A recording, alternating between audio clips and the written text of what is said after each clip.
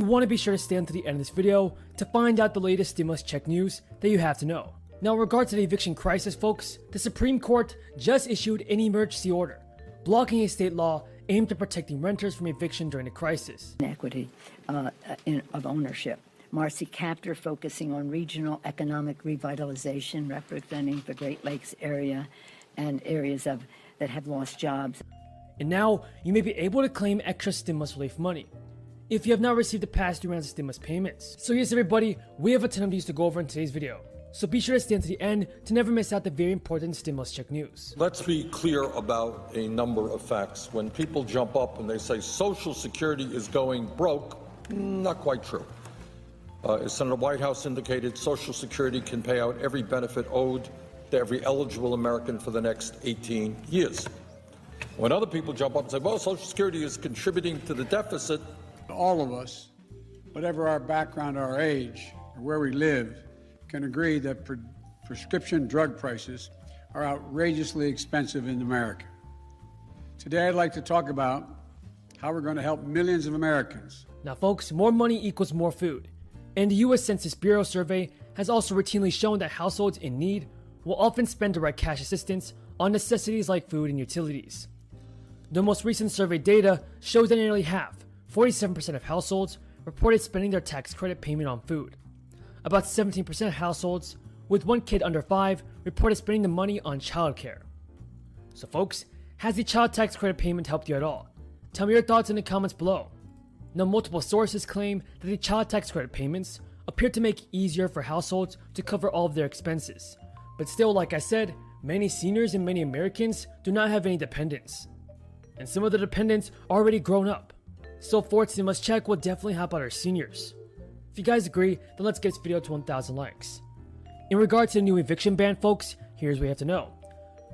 The Supreme Court blocked a part of New York's eviction ban.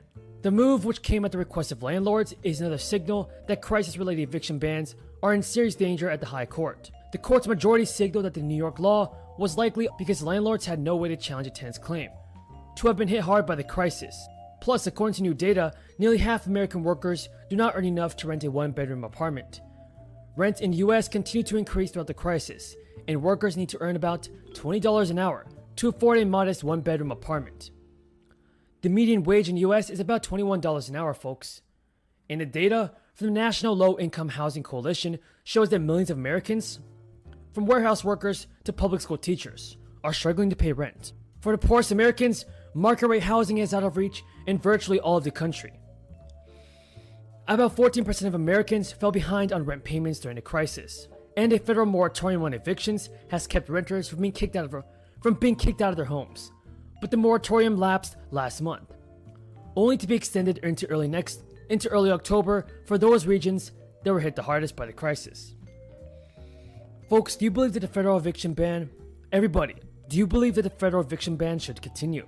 Tell me your thoughts in the comments below. Everybody, here's what we have to know about the Social Security benefits. When we look at a budget, when we prepare a budget, it's imperative that we take a hard look at the reality of American life and that we build based on that reality.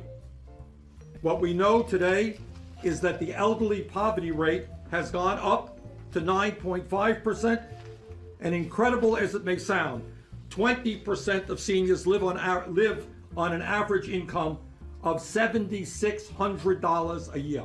I'm not quite sure, to be honest with you, how anybody lives on $7,600 a year. I want you to know this. The Labor Department is pumping $240 million into the nation's unemployment system to fight the ongoing fraud. It's unclear how much money has been lost to theft, but the Labor Department's office claims that about $87 billion in benefits may have been paid improperly. So yes, everybody, Congress must get a hold of this situation. And if you guys agree, then let's get this video to 1,000 likes. No changes. Cost $280 per bottle. Gail and her husband work hard. They spend wisely. Because of the cost of her prescription drugs, her husband may not be able to retire. They drive the same car, she said, she's had for 17 years, unable to afford repairs or a new one. And Gail's not alone. It's estimated that more than 34 million Americans, 10% of the population of the United States, have diabetes, including more than 1.5 million of those who have type 1 diabetes. And the outrageous cost affecting everyone across the board, spanning every kind of condition, is similar. I remember what it was like for my mom as she got older and moved in with us. Her prescription drugs were so expensive that it took me, my two brothers, and my sister, 3 siblings, chipping in to cover the thousands of dollars in monthly cost that she had to exhaust, rather than exhaust the few little savings she had for her prescription drugs. It's personal to so many of us, and so many of you. You know, for more than 1 million Americans living with multiple sclerosis, one common drug could cost $7,100 per month. The price has gone up 1,000% over the last 20 years without any change in the drug. For more than 1 million people with rheumatoid arthritis, a common prescription drug used to cost about $1,350 per month.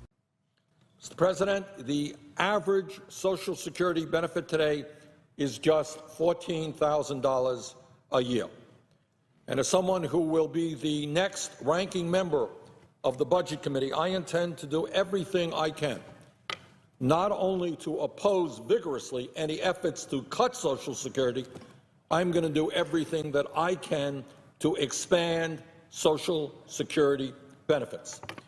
And, in fact, the best way to expand Social Security is to ask the wealthiest people in our country to pay more into the system by scrapping the cap on income that is subject to the Social Security payroll tax.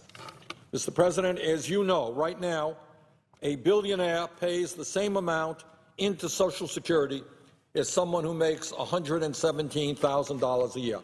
You got a multimillionaire here, somebody's making $50 million, somebody's making $117,000. They both contribute the same amount into the Social Security Trust Fund. This is regressive, this is unfair, this is absurd. If we lifted this cap and applied the Social Security payroll tax to income above $250,000, not $117,000, but $250,000 a year, we could not only extend the solvency of Social Security for decades,